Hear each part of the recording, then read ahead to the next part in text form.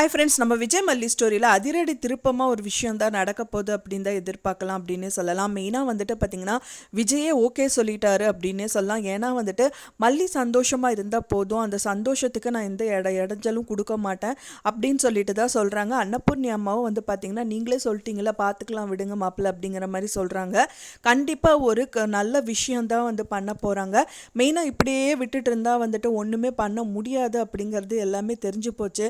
ஏன்னா அவர் எந்த ஸ்டெப்பு எடுத்து விட்டாலும் முட்டுக்கட்டையாக வந்துட்டு அந்த ராஜி வந்து நின்றுறாங்க. எப்படியாவது இப்போ வந்து மல்லிதா காரணம்ன்றாங்க. ஆனால் இல்லைனாலும் எப்படியாவது வந்துட்டு தெரிஞ்சுட்டு அதை முட்டுக்கட்டை போடுற மாதிரி ஏதோ விஷயம் பண்ணதான் செய்கிறாங்க.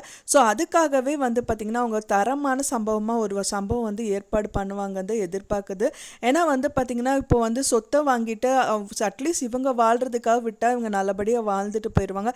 ஸோ இவங்களோட நிம்மதியும் கெடுத்துட்டு இருக்காங்க. அப்படிங்கிறதுனால கண்டிப்பாக இந்த சொத்தை ஃபஸ்ட்டு இவங்க வந்து அவங்க அவரோட விஜயோட ஃபைல் வந்து, அதாவது அவர் படித்த ஃபைலு அந்த சர்டிஃபிகேட்ஸ் எல்லாம் தான் எடுத்துகிட்டு வந்தாங்க.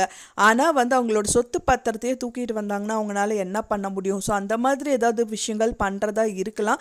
அப்படி இல்லாட்டி போலீஸில் ஏதாவது போட்டு கொடுக்குற மாதிரி ஏதாவது விஷயங்கள் பண்ணலாம். ஸோ அதை வந்து இவங்களோட வீட்டில் யாரோ வந்து திருட வந்த மாதிரியோ இல்லை ஏதாவது ஒரு விஷயம் வந்து சொல்லி அவங்கள அடக்கி வைக்கிற மாதிரி ஏதாவது ஒரு விஷயங்கள் பண்ணதான் போகிறாங்க அப்படின்னு தான் எதிர்பார்க்கப்படுது. ஏன்னா செல்ஃப் பிஸ்னஸ் பண்ணுறது பிரச்சனை இல்லை, மல்லியும் அன்னபூர்ணி அம்மாவும் செல்ஃப் பிஸ்னஸ்க்கும் ஏதாவது ஹெல்ப் பண்ணுவாங்க. ஸோ அதுலேயும் தடுக்கிறதுக்கு சான்சஸ் இருக்குது அப்படின்னு தான் நான் மனப்பூர்வமாக நம்புகிறேன் ஃப்ரெண்ட்ஸ். ஸோ இந்த மாதிரி விஷயங்களாக தான் இருக்கும் அப்படின்னு நான் நினைக்கிறேன். நீங்கள் என்ன நினைக்கிறீங்க அப்படின்னு சொல்லிட்டு மறக்காமல் உங்களோட கருத்துக்களை எனக்கு ஷேர் பண்ணுங்கள்.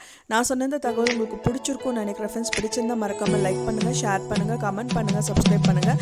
மேலும் இன்னொரு மல்லி சீரியல் அப்டேட்டோட நெக்ஸ்ட் மீட் பண்ணுறேன். தேங்க்ஸ் ஃபார் வாட்சிங் மை வீடியோ ஃப்ரெண்ட்ஸ். நெக்ஸ்ட் வீடியோவில் பார்க்கலாம்.